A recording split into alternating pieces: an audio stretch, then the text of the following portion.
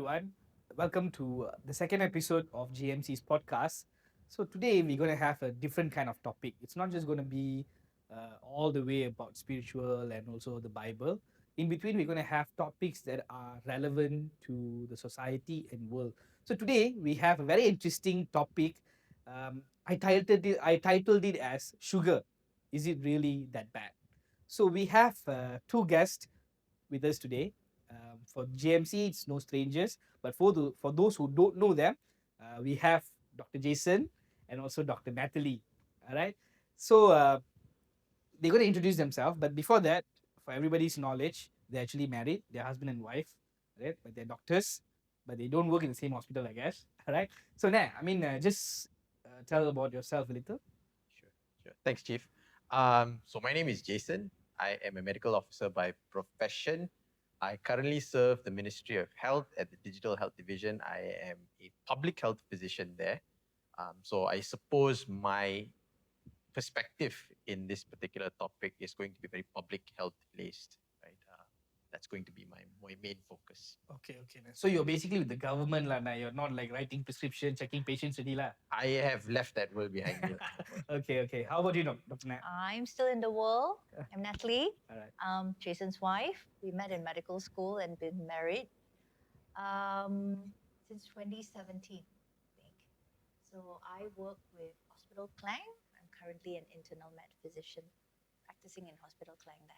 All right. Thank you so much, Ned and Jason. Ned. So, okay, before I ask you questions about the topic, the reason why I chose is sugar, diabetes is like so common. It's like so normal already, I mean, if you go to my family side, my mom or dad, it's like everybody is like, if you don't have sugar, you are like, you're not in the team, Like, how come you got no sugar? You got no diabetes?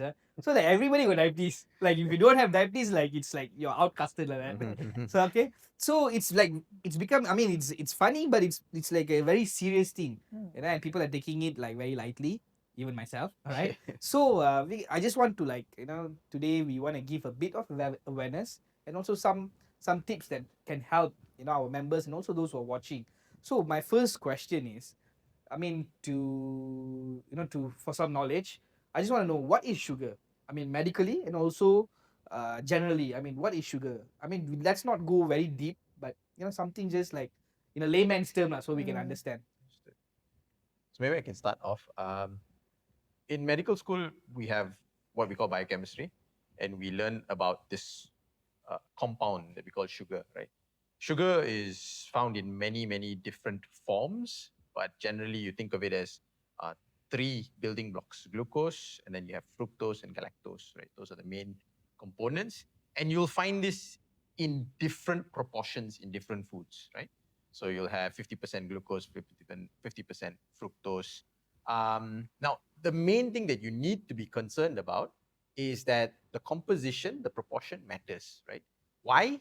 Because the way the body breaks down these molecules is different, right? So glucose is generally the primary source of energy. The whole body uses glucose by and large, whereas fructose, as the name suggests, comes from fruits. It is less common, and it is broken down into fats most of the time. Galactose is generally found in milk and other products, very rare, and not the main source of energy. But really, I think that's what people need to know. It is a naturally occurring compound in most foods that is the center of our energy intake as humans. Don't know if you have anything else to add. I agree. Our body is created in a way that we use different food things to actually create energy for ourselves. And particularly the brain, they're very picky, they're very choosy. They only want sugar as a source of energy. So we cannot live without sugar. It is part and parcel of being a living being. We need sugar. It's for our brain, our muscles.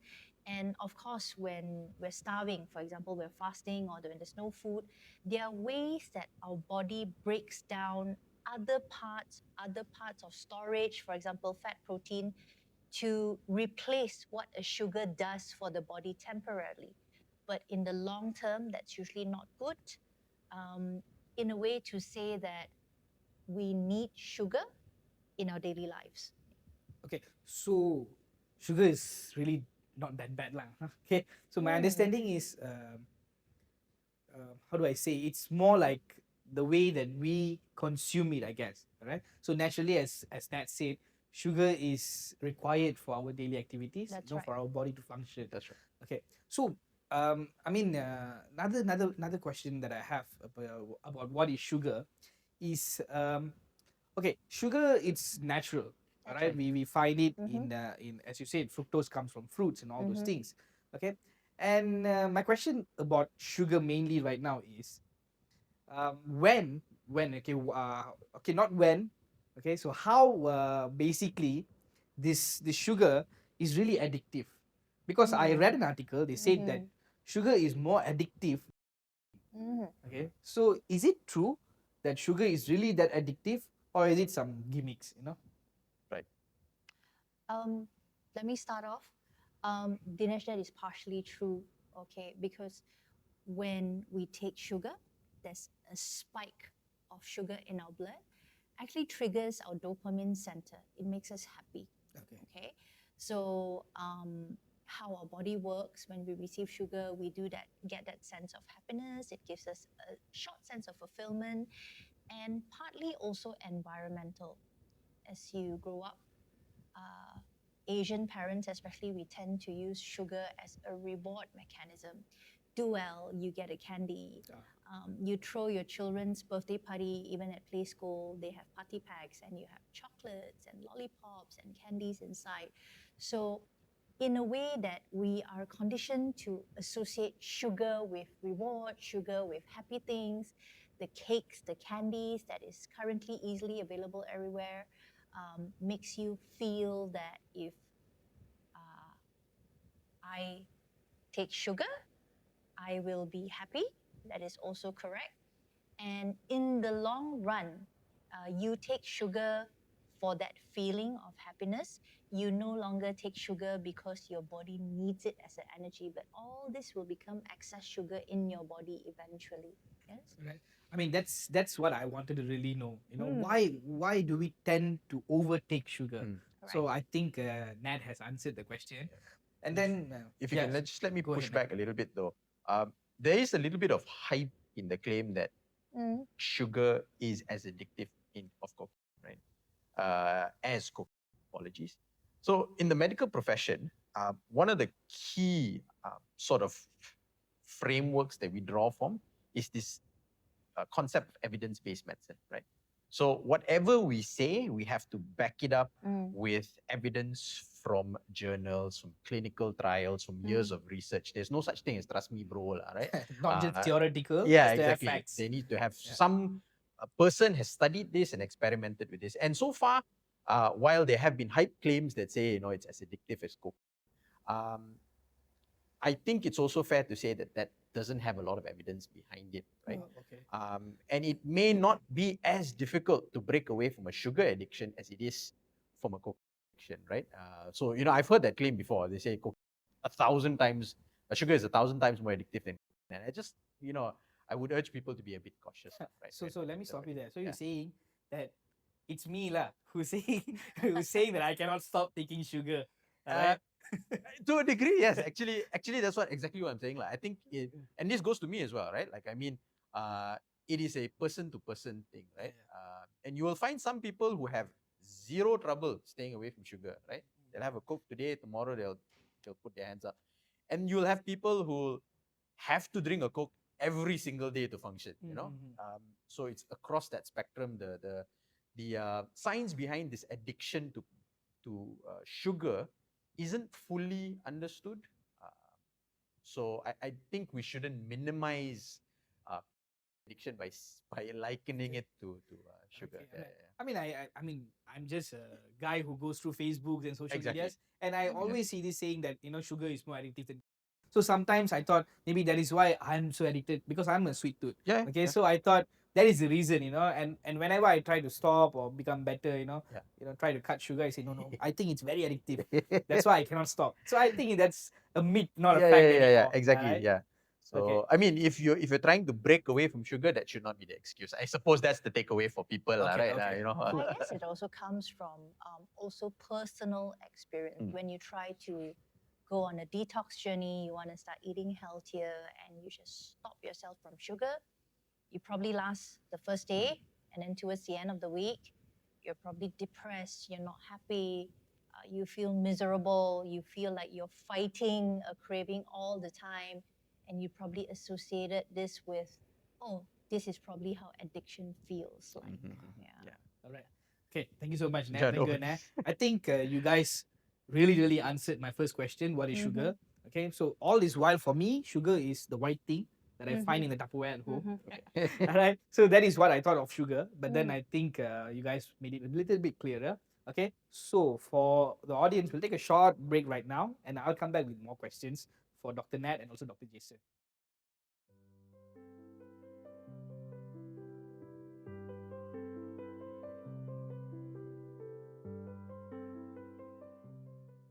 Welcome back, guys. So, this is our next part. Is sugar really that bad? Okay. So, before this, we heard about what is sugar, where it comes from, and everything. So, right now, I want to ask Dr. Nat and also Jason Nat about, is sugar really harmful? I suppose the general answer will be no. It's about too much sugar being harmful. So, sugar itself is not evil, but it's about moderation, and taking too much of anything eventually can become harmful to your body. So, it's the same with sugar.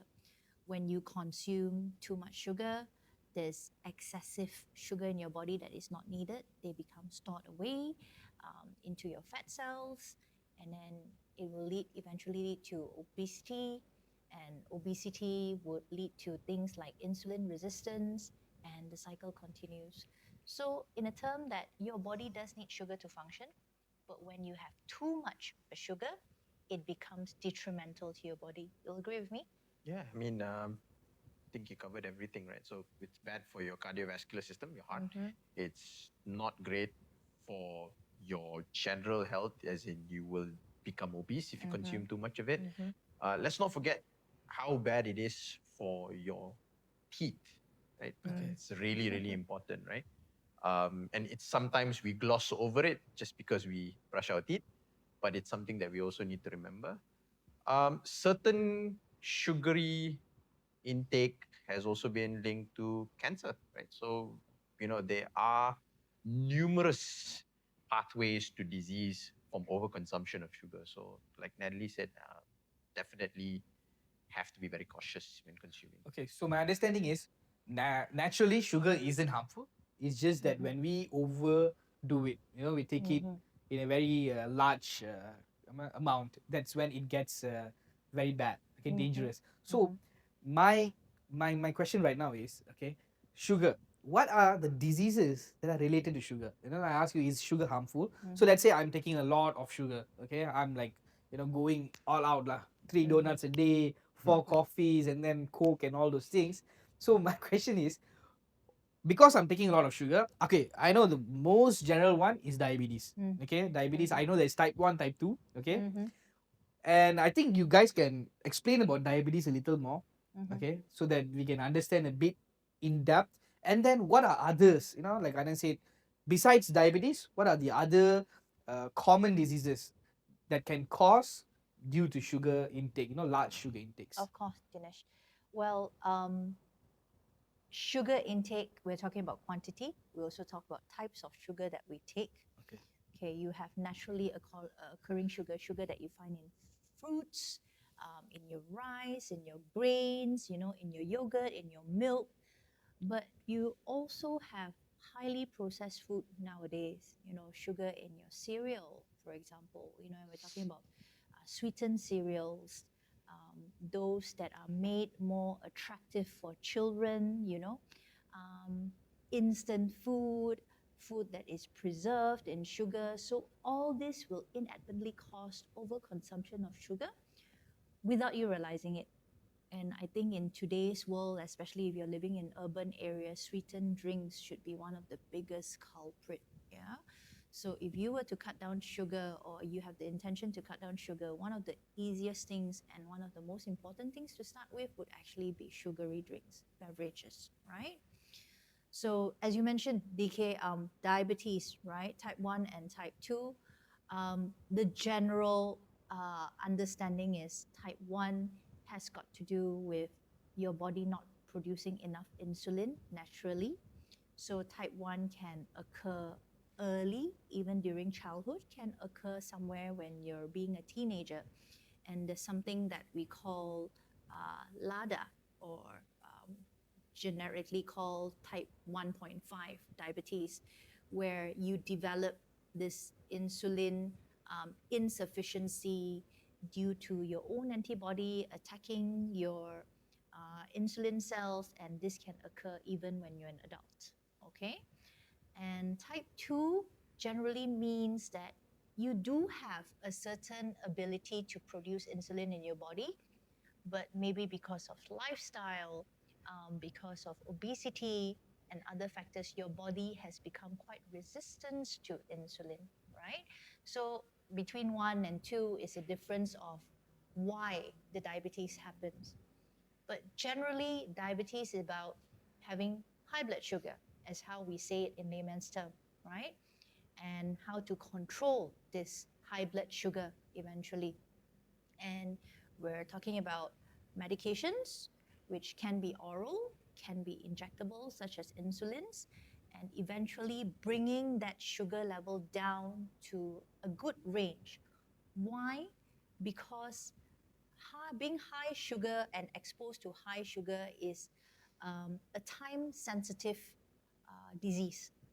If you are exposed to a high sugar for a period of time, there is a process that is going in your body where your sugar destroys, we say, microvascular disease, right? So your blood supplies that is supplying nerve endings, for example. So this process stops when your sugar drops into a good number. Okay. But most of the time, the damage that already has been done when your sugar was high, it's not fully reversible. Yeah, that was my question. Yes. Whatever harm that happens, is it Right. reversible? So we generally say it's reversible to a certain degree, but it cannot completely heal. Okay. So if you were to have very high sugar in your first 10 years of diabetes, for example, and you develop diabetic eye problem, kidney problem, you have numbness in your hands and legs, you have wound that doesn't heal, and one fine day you decided, okay, I'm going to control my sugar, and your sugar goes down to a good level. So new process might be halted, but the damage that has been done may not be reversible. Okay. Okay? So anything you like to add? No, I think just in sort of summary, Mm. it's very clear that there's a very strong link between sugar consumption, overconsumption, and disease states like Natalie pointed out, type 2 diabetes in particular. Yes. She did explain at length type 1, but type 1 is not an acquired form of diabetes. Type 2 is Type 1 is a more more genetically inheritable disease Yep. and of such sort. Yeah. So- Just to Go stop there. for it. Go ahead. I mean, my question was, so there I wanted to ask you. They said it Yes. is hereditary, it's Yes, genetic. correct. So type 1 is genetic. Yes, it's genetically you inherit a disease where you're not able to produce insulin. Okay. So is it like a clicking time bomb inside of me, where Right. it's just waiting to come out, or I can control it, or is it going to be like I can control, I can exercise, take sugar in a very low or moderate level, but still because it's genetic, I'm going to get it because my mom and dad had it. I suppose what you mean is gearing more towards type 2, Okay. because type 2 can be genetically linked, meaning if you have a strong family history of diabetes, it is likely going to occur. It is also genetically linked to race. Yes.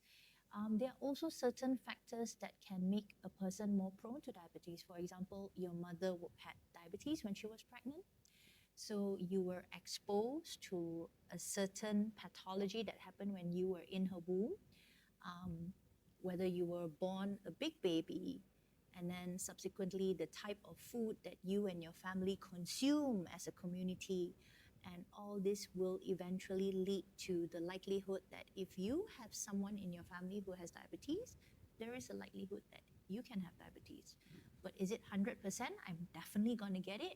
Maybe not, because type 2 diabetes are also linked to modifiable factors such as your lifestyle, your diet, your awareness to that disease, and actively trying to make yourself a healthier person, a better person. Yeah. Eventually, even if you have that risk factor, you have that probability, you might never develop it, or you may develop diabetes way later in your age. Okay. Yeah, rather than developing it in your early young adults. We do see more and more younger diabetic patients nowadays. And I think I'm a bit clearer Mm. on the topic of diabetes right now. I mean, as I asked, what are the other diseases that can be linked to overconsumption of sugars? So yeah, the other things that come to mind is, of course, you can think of it as a sort of a metabolic syndrome. Oh, Right? It's a yes, triad, right? definitely. So you get diabetes, and then you will have your hypertension, your cardiovascular Comes sort in of a package diseases. lah. Yeah, it comes. So just like you said, it's analogous to where you have your family, where there's a club of diabetics, and that environment that you're in is what we call the the term that is used in sort of within the science is obesogenic environment, right there. Environment of processed foods and refined sugars, right? That environment can shape how your genes respond. Okay. And so that's why you see clusters and clubs of diabetics forming, Okay, I right? got it. So there's diabetics, there's obesity, there's cardiovascular disease, right? So those are the three big ones. Other We than call that, them the three good friends. yeah, right? Yeah. three okay. stooges. So yeah, take your pick. Of course, dental caries is the other one. Okay. That is quite easily preventable. There is something to do with our teeth. That's right. Okay. That's right. And there are sort of other rarer pathologies like cancer and things like that, but the link is not direct. The big one that you should be worried about, people should be worried about, is cardiovascular disease, and of course insulin resistance, which is diabetes mellitus type 2. And eventually, because it's so closely related to lifestyle, what I usually tell my group of patients is if you have diabetes and you don't care for it, eventually the hypertension will come, the high cholesterol will come, and it goes vice versa. If you have high cholesterol and you don't address it right now, sooner or later the hypertension will come, the diabetes will come. So they are always closely linked together. these three So before we diseases. move to the next one, I just have Yes. one final question. Right. I mean, this is something related because I read it. Sometimes I also get scared a bit. You know? They said sugar is like one of the, how do I say, cause, or I don't know what's the exact word, but it can be linked to cancer. They said cancer cells feeds on sugar or something like that. So can you guys explain it before we move? Would you like to take this one? Like I think Hubby have said earlier on, there are links, but it is not proven whether the links are direct, indirect, because in a world of highly processed food, other than sugar content, there are also a lot of other chemicals and preservative used, right? So sugar is the main source of energy, and a cancer cell, basically what is a cancer cell? A cancer cell is part of your own cell that has become uncontrolled. So naturally it consumes high amount of sugar. It needs that high energy to grow. It sucks off energy supply from adjacent normal cells. So I suppose you can say that when you have high sugar intake, there is an indirect link to having a higher risk of cancer, Yeah. or So vice yeah, versa. maybe I can just jump in and maybe add on to that while I think biologically we can make a case for that, there's very little evidence to suggest that that's the mechanism that's happening. Because I remember I watched the video. They said like, you know, cancer cells, they feed on, you know, all the sugars Sugar. in your body. So if you deprive yourself from sugar, then you can, you know, avoid or, you know, Yeah. from getting cancers and stuff like that. So that's why I wanted to ask this question. Yep. I think theoretically, if you were put your cancer cell on a petri dish, you can probably not feed it and die. But eventually, if you not feed your body sugar, then the whole body will also die along the cancer cells. Okay, all right. So thank you for explaining that. Okay, so my next question is hidden sugars. As I said earlier to you guys, sugar. For me, I know sugar, the white color one. Right. All right, and then I mean the products that we drink, like the sugary drinks and all those. My question is hidden sugars. You know, sugars that I take daily without knowing that it's actually sugar. You know, I think that it's healthy, it's normal, it's not contributing to my high sugar intake without knowingly, you know, but there is something that has sugar. So hidden sugars, basically. Can you like explain to me foods that are has hidden sugars and all that? Yeah, maybe I can go first. I just want to sort of set the talking space here, right? As we discuss this, I think it's important to be very clear, though. We didn't define this earlier. When we say sugar is the enemy, right?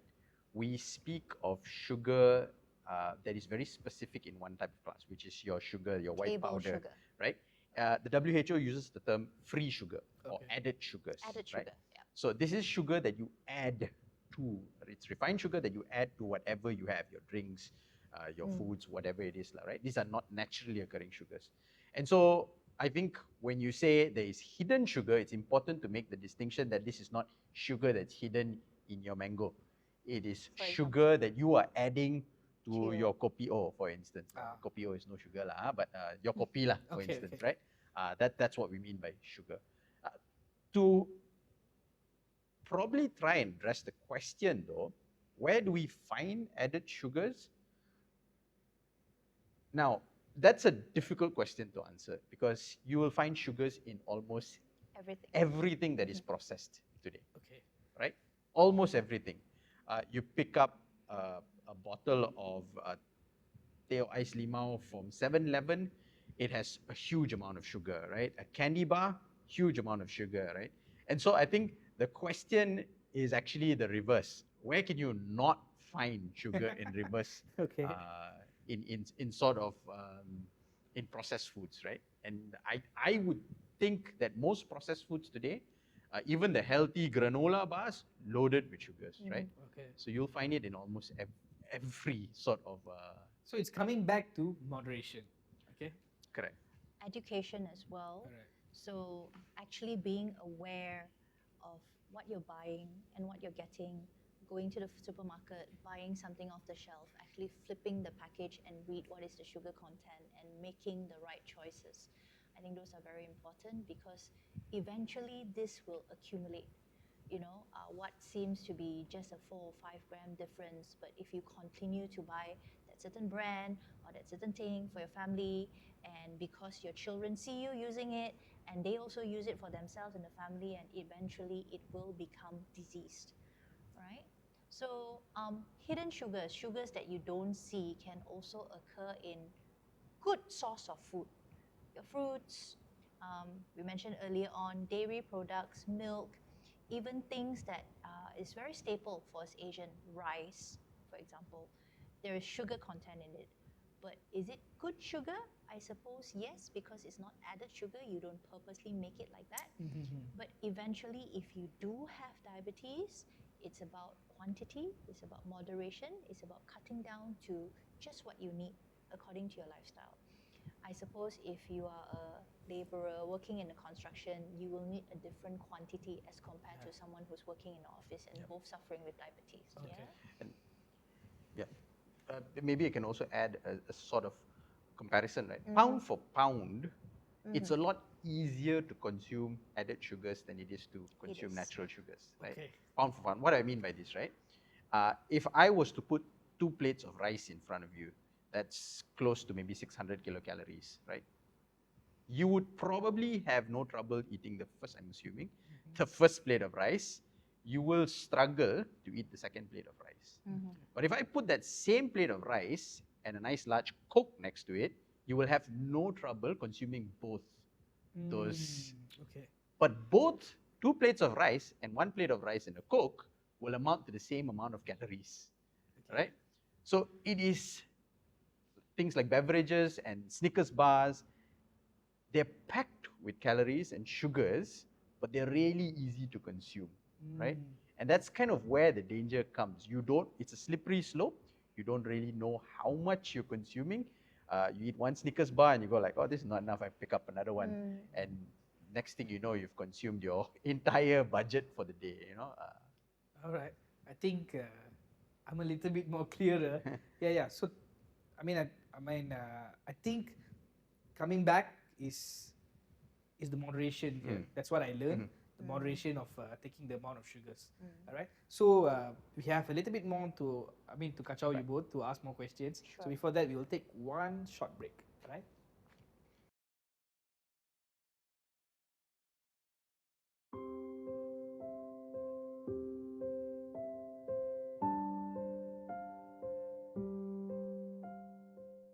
Okay, welcome back, guys. Okay, now Nat, and also Nat, I have some questions for you to answer. These are the common myths, like every day we see people talking and all those things. So I want to know whether this is real or this is just a myth. Okay, myth versus facts. All right, sorry. So first question: Bring it on. brown versus white sugar, which is healthier? I'll go for brown. Sure. Yeah. They're both sugars. They have the same amount of sugar content, but for you to get the whiteness in white sugar, it needs to go through washing. So it's more processed than a brown sugar. And basically, brown sugar just has higher content of molasses, Yeah. I suppose. Yeah. But in terms of whether another sugar is better, I suppose if you really have to choose, you'll go for brown. But in terms of sugar and sweetness, they're really not much difference. What do you think? I was a bit worried that when she said that. From the evidence, there is no difference between both types of sugars, right? So you can close your eyes and have either one, and you would not be making a mistake. Your body cannot tell the difference between the color brown and the color white. Your liver will break down refined sugar into its parts, which is glucose and fructose. It'll just break it down into those different building blocks and process it as such. So it's me who's telling it's brown and white. My body doesn't know when I take it. Okay, okay. All right. So second one, artificial sweeteners. Are they good? So this is an interesting one. It is. So artificial sweeteners are a broad class of sweeteners that can be used as replacement for refined sugars. Now you have all those things from natural sugars all the way down to non-sweetening sugars, right? So you have things like maple syrup and honey, right? And they fall on one side of the spectrum. There's a big group of people that believe that these sort of natural products are superior to table sugar, right? But by and large, the evidence is very mixed. Okay, with regards to things like maple syrup, there's not a lot of good evidence, right? That maple syrup is superior or better for your body than refined sugar. Agave, for instance, is one of those compounds that people say is very natural, but it's almost 80% fructose. Fructose, we didn't talk about this earlier, but fructose, when it goes into your body, it's almost completely broken down into a compound called triglycerides, which is just another way of saying fat. Okay. So if you want to get a heart attack, then you would load up on fructose-based compounds, right, like agave. Honey, on the other hand, has some good findings, right? So if you had to choose between the three sort of natural alternatives, it does seem like raw honey has the best outcome in terms of comparison to sugar. That being said, it still has to be taken in moderation. Now, if we are comparing the sugars against other sugars, there are some very common products on the market. You would have come across xylitol, erythritol, and then there's aspartame. There is stevia, which is more Yeah, I wanted common. to ask about that. Stevia, and then there is monk fruit extract. All these new products that are commonly seen on the market. Now, there's a lot of evidence around, and by and large, over the last several years, we have thought of most of them as not being any better than sugar, right? So should you choose one of those artificial sweeteners over sugar, refined table sugar? For the longest time, our answer in the medical fraternity was no, right? It doesn't make much of a difference. However, I will say this, right? There is some new evidence that has come out as early as recently as 2025 that does suggest that certain products like stevia may actually be better in terms of your blood sugar levels, in terms of your triglyceride levels as compared to refined sugar, right?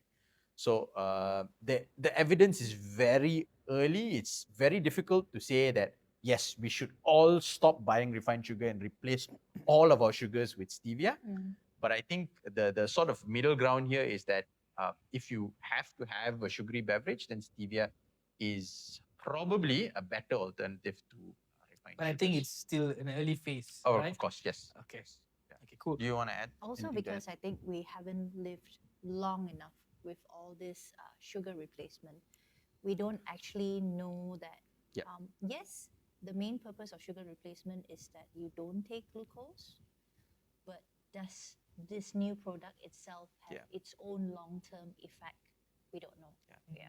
Absolutely. All right. So I'll move on.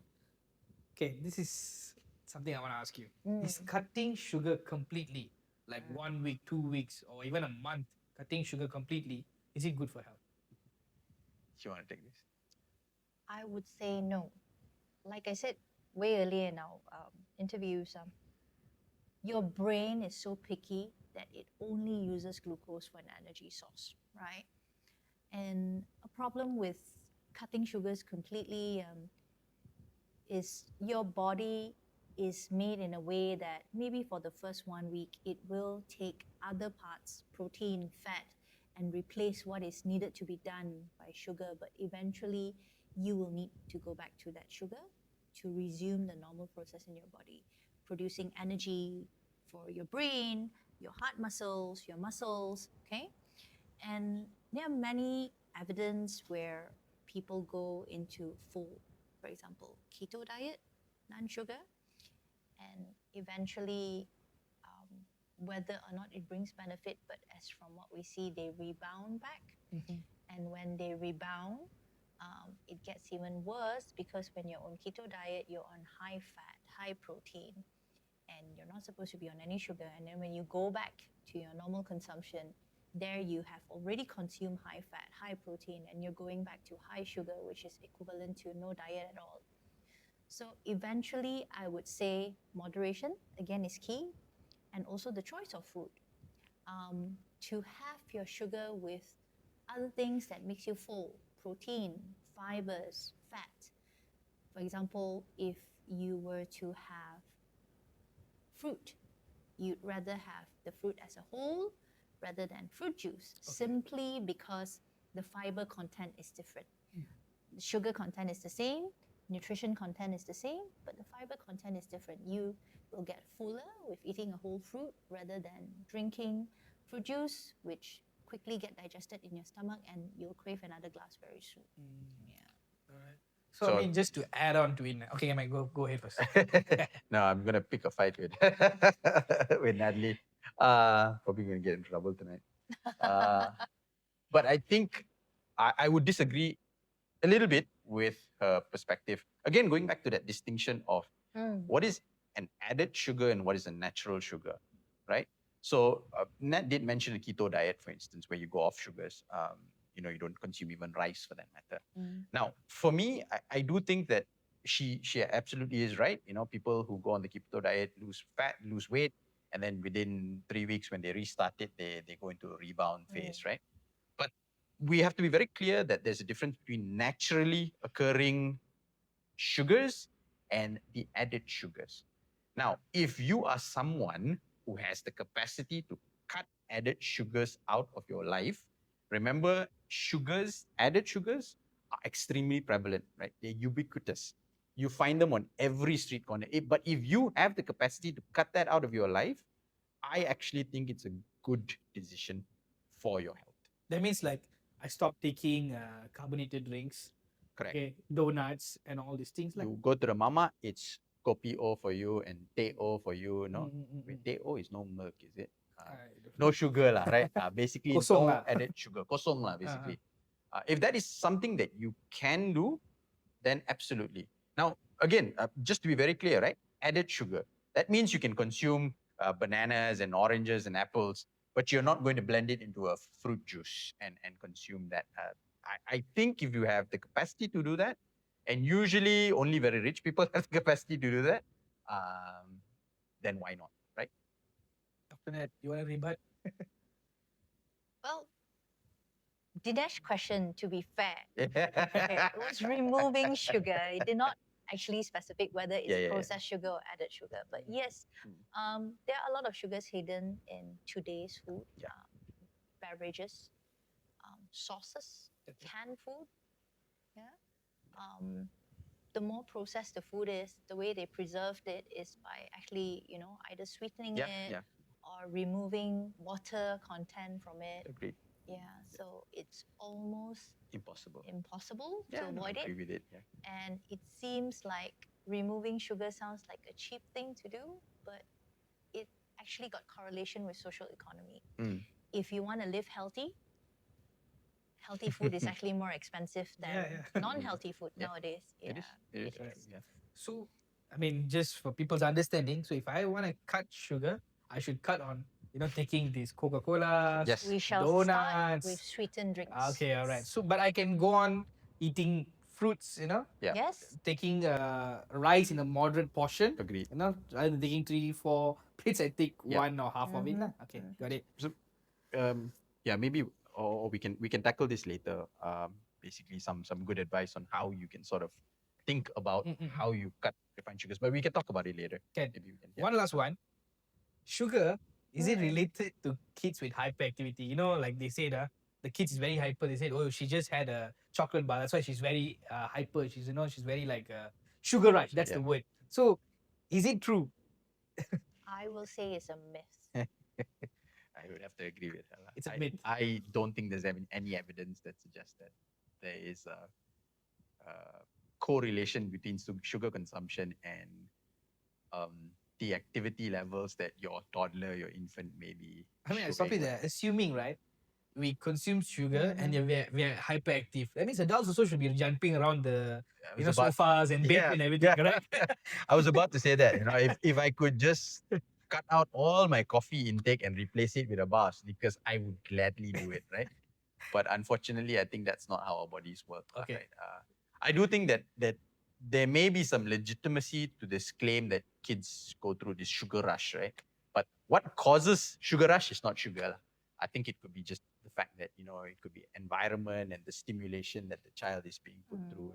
It's Dopamines. yeah, so we tend to feel like, oh, I gave them a bar of chocolate, that must be it, but it could be just the fact that they've just met their cousins and they're running wild, something like that. Again, simplifying here, but yeah, I hope you catch my. Okay. Yeah. I think I'll tell my cousin sister stop blaming the sugar. Alright. So we can classify it as myth. Yeah. Alright. Okay, cool. So we are towards the end. So right now I just want to ask both of you, what is one way that you would advise, a practical way that I can modify my daily consumption of sugars, and how can I reduce it? A tip lah, basically a tip that you can give to us. Okay. Should I go first? Go ahead. Okay, so I go back to public health person, so I go back to what the World Health Organization says. They have a very useful guidance for this very purpose, right? Their stand is that refined sugar or added sugar consumption should not be more than 10% of your calorie consumption in a day. Okay. All right. So what does this mean in real life? An adult like you and me, we consume about 2,000 calories a day, right? 3 meals a day. So we should not be consuming more than 200 kilocalories worth of sugar. Okay. Okay. Now, what does that mean in real life? So that will equate to about 12 tablespoons of sugar, right? Which is about 50 grams of sugar. That is so difficult, I think. Okay, still difficult, but okay. If we go down to a bottle of iced lemon tea, for instance, that has about 50 grams of sugar, like a Lipton iced lemon tea. Okay, so this is how you go about sort of when you are going into the environment and the world. Every day when you wake up, you start with a budget, right? So this is back to your student days. If you have 15 ringgit to spend on your meal for the day, it means 5 ringgit, 5 ringgit, 5 ringgit, or 3 ringgit, 10 ringgit, 2 ringgit, something like that, right? That's your budget for the day. So if in the first thing in the morning you drink one iced lemon tea, you're done for the day. Okay? Okay. You know what I mean? Yeah. Right? Same thing goes with, for instance, a curry puff. A curry puff is about 4 tablespoons of sugar. Consume one of those, you can consume another 2 curry puffs in that day, and then you're done, right? So it's pretty much a budget meter that you have, and you consume refined sugars as long as your budget still allows. I basically ration my sugar intake lah. Pretty much, right? Pretty much. It's more difficult than you think it is. But if you build up that habit, I think it's something that people can sort of make it very operational. They can practice it in real life. Of course, you need to sort of understand how much sugar is in that particular bar of Snickers. But really, all you need to do is flip it over and look at the label, and it will tell you just how much sugar is in that bar of Snickers, right? And if you know that, okay, my budget is 50 grams and this is 20 grams, I got 30 more grams to go today, right? So we need to be actively doing that. I think that's very important from an individual's perspective. I would very much encourage people to do that. Right? I think Jason gave a very technical answer. Mhm. Dr. Nat sees hundreds of patients daily. I think she'll give a more of like a easier way to cut Yes, sugars. of right? course. One of the things that I find very practical is actually this portioning on your plate, which we call suku kusuku sparu.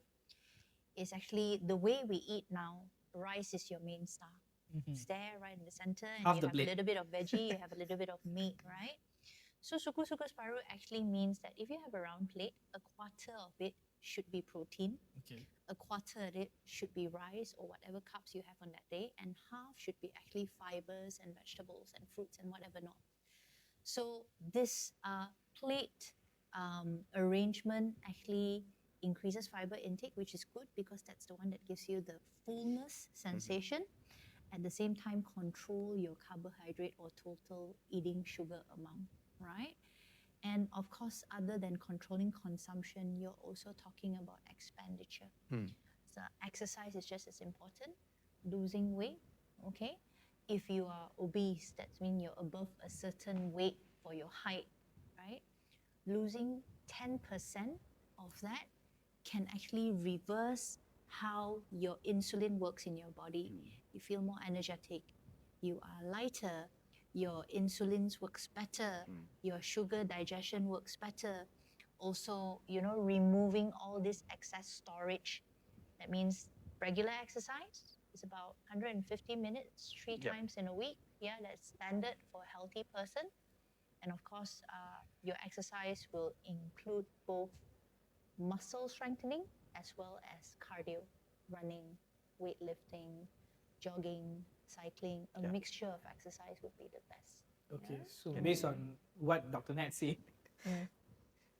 half the plate should be fiber lah, That's not right. rice. That's Because right. Indian, half the plate is rice. Yeah. Then quarter only is vegetable. So we have to reverse it now. Correct. Okay, got That's it. right. Can I also just add Can. one more thing? Go ahead. I also think it's, and this is more on the behavior side of things. Sugar is also very much a craving sort of. There's a mechanism of craving to it, right? Now, when do you crave for things? At least the psychology of it says that there are certain times or certain situations that you put yourself into where the craving becomes stronger. So one very common situation is stress, right? Okay. Stress is a lot more difficult to control than it's easier to say, right? But one other thing that causes your body to be stressed that we all can control is sleep, right? Hydration. Most of us, I'm sure you would be well aware of this, and the audience is also well aware.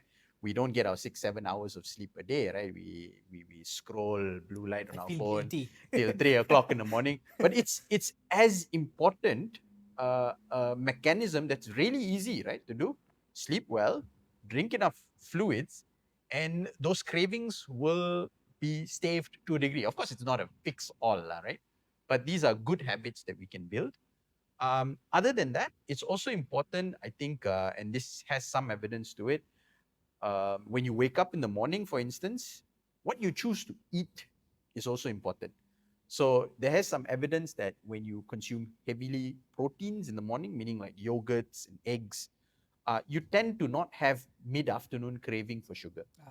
As opposed to our very Indian, we take bread and put Butter. butter and jam on it, So jam is pure sugar. And that can actually